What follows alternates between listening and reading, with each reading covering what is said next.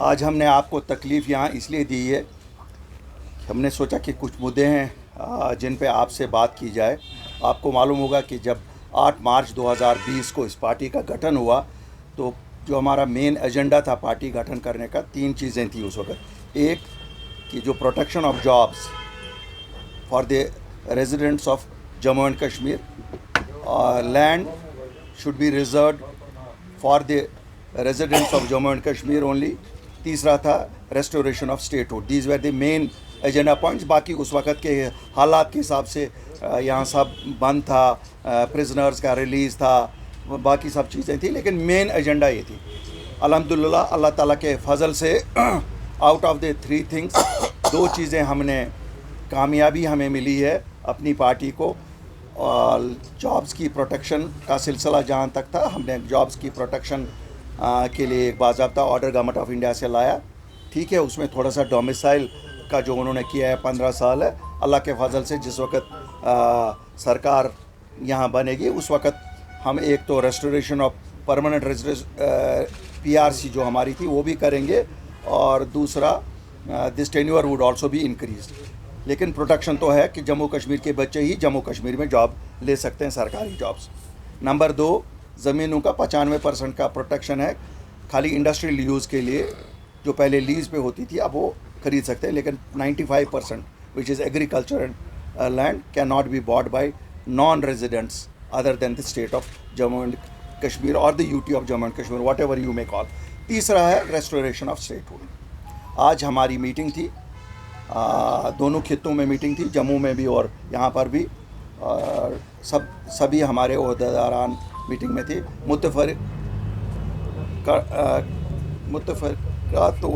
मुतफ़िका तौर पे ये करार पाया कि हमारा एक डेलीगेशन गवर्नर साहब से मिलेगा जो रेस्टोरेशन ऑफ स्टेटहुड के लिए फॉर्मली डिमांड करेगा। बिकॉज़ आपने देखा होगा पिछले 3 महीने से हम लोगों में हैं, लोगों की तरफ से भी इस डिमांड की तायीद की गई है। हम ये गवर्नर साहब को करना चाहते हैं, और जो गवर्नमेंट है, गवर्नमेंट को हर एक डिस्ट्रिक्ट में हमारी डिस्ट्रिक्ट कमेटियाँ जाके डिस्ट्रिक्ट मजिस्ट्रेट्स के थ्रू या DCs के थ्रू हम वहाँ से भी फॉर्मली सभी 20 डिस्ट्रिक्ट से ये भेजेंगे। So we want to register and achieve this statehood जो हमसे छीना गया है 5 अगस्त 2019 को। जो दिल्ली ने कहा वो खुद ही दे देगी, यहाँ माँ भी तब तक नहीं देती है जब तक रोना नहीं शुरू करेगा, और हमारा तो मेन एजेंडा है ये। So we will start this has started already. हमने लोगों की तायीद भी की है, और कंटिन्यू जो हमारा पब्लिक राबता मुहिम है उसमें भी हम जाएंगे। लेकिन हमें फर्स्ट फेज़ में पब्लिक राब्ते में लोगों से ये फीडबैक मिला कि हमारे बच्चों के लिए बात करो, और ये सही बात है, प्रिवेंटिव डिटेंशन में ये की बात करो, ये क्लियरेंसेस की बात करो, ये मेन। बाकी मैं नल का पानी इसकी बात नहीं करना चाहता हूँ, वो चलता है। नल का नहीं मिला, बिजली नहीं आई, ये चलेंगे, अब क्या करेंगे। हमारा जब सभी उजड़ गया तो उसमें क्या ढूंढूंगा मैं कि बिजली मुझे 4 घंटे मिलती है या 14 घंटे मिलती है। Altaf Sahab, Avatar and its impact on existing political parties in J&K. You also blamed him of having some ties with BJP and trying to attempt. मैं वाहिद सियासतदान हूँ जिसने इस पे बड़ी तफसील से बात की। मैं आज इस पे बहुत ज़्यादा बात नहीं करना चाहता हूँ। मैंने खाली रिएक्ट इसलिए किया जिस वक्त उन्होंने कहा मैं 5 अगस्त 2019 की पोजीशन बहाल करूँगा। मैंने याद दिलाया, आज़ाद साहब आपके मुंह से अच्छा नहीं लगता, because you are a votary with BJP। आपने तकरीर बेशक की, उस वक्त बड़ी जज्बाती की, शायद कपड़े के 1-2 बटन भी मत फाड़े होंगे, गालियाँ जितनी अलाउड हुई होंगी उतनी निकाली होंगी उसने, लेकिन वोट दिया है BJP के साथ। मुझे नहीं लगता 90% आप में से लोगों को भी परसों तक ये पता थी कि वोट उन्होंने BJP के साथ एब्रोगेशन के हक में दिया। बाकी मैं और कुछ नहीं इस पे आज I don't want to divert attention from the main topics of today's press conference, which are more important than Mr. Azad. 3 साल तक किसी ने ये बात नहीं की कि अल्ताफ साहब ये आजाद साहब ने वोट दी। 3 साल तक किसी ने बात नहीं की।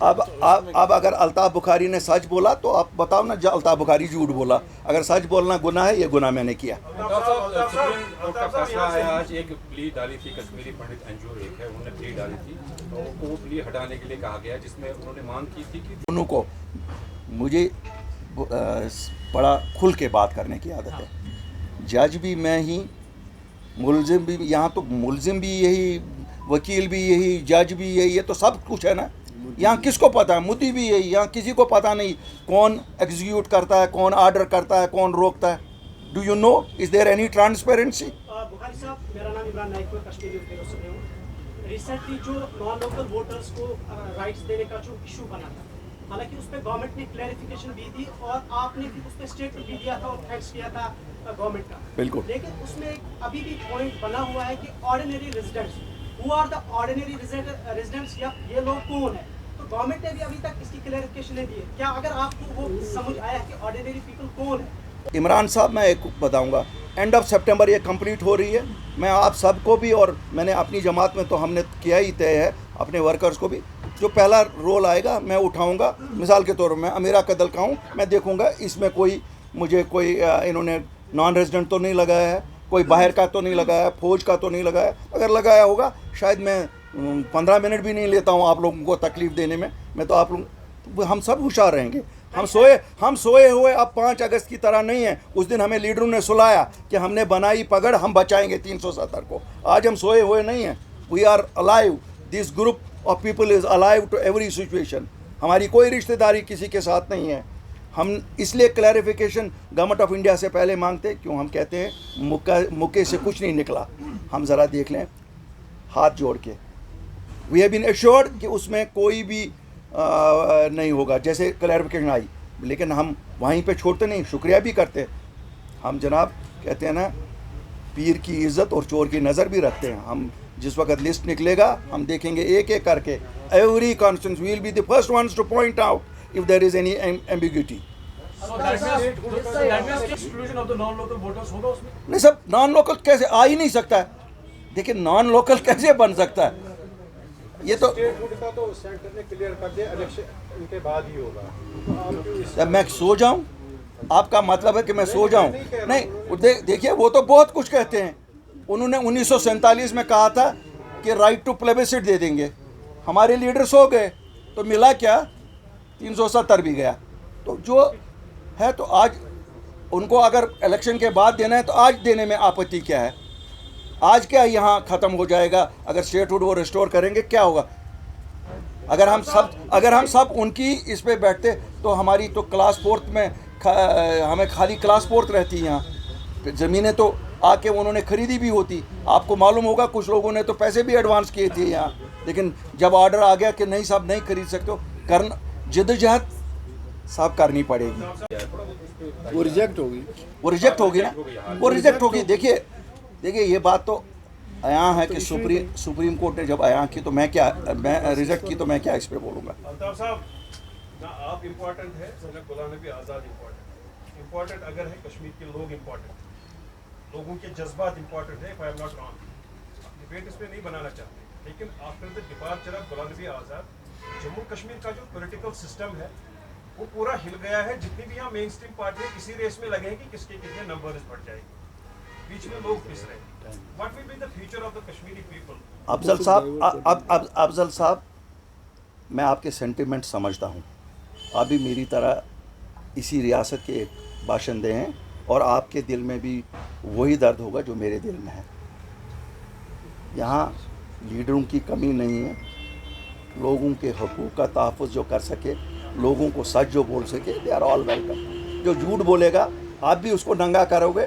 फ़िलहाल आजकल आपको रोक इतनी लगी है कि आप सच बोल ही नहीं पाते हो। ये बात मैं नहीं कहता हूँ, हम रोज़ देखते हैं अखबार, गवर्नमेंट गेजेट है, अखबार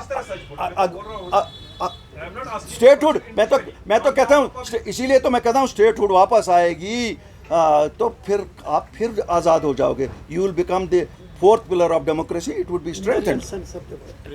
थैंक यू सर। आपको मालूम है पिछले 3-4 महीने में काफ़ी प्रिवेंटिव डिटेंशन्स हुई हैं। पहले कहा गया कि साहब टूरिज़म का सीज़न है तो हम चाहते हैं कि लॉ ऑर्डर यहाँ ठीक रहे। फिर कहा गया कि यहाँ साहब अमरनाथ यात्रा है, उस पर बड़ी हाइप दी गई। अल्हम्दुलिल्लाह, अल्लाह ताला का शुक्र है, मैं अपने लोगों को मुबारकबादी देता हूँ। ये जम्मू कश्मीर की लोगों की वजह से कामयाब हुई है यात्रा या टूरिज़म सीज़न। अमन अमान बिल्कुल ठीक रहा। और जैसा कहा जाता था, ये वही अनासर हैं जिन्होंने कभी ये सही तर्जुमानी नहीं की कि जम्मू कश्मीर के हालात की। उन्होंने हमेशा कहा कि साहब यहाँ तो कुछ होने वाला है, और उसमें हमारी इकॉनमी को भी तबाह करते हैं और हमारे बच्चों को भी परेशान करते हैं। तो काफ़ी सारे बच्चे प्रिवेंटिव डिटेंशन में बंद है। हम आज मांग करते हैं एलजी साहब और जो ये इंतज़ामिया यहाँ की है कि उन बच्चों को छोड़ा जाए। किसी का बाप 94 में उस थॉट के साथ था जिस थॉट को आज गुनाह माना जाता है।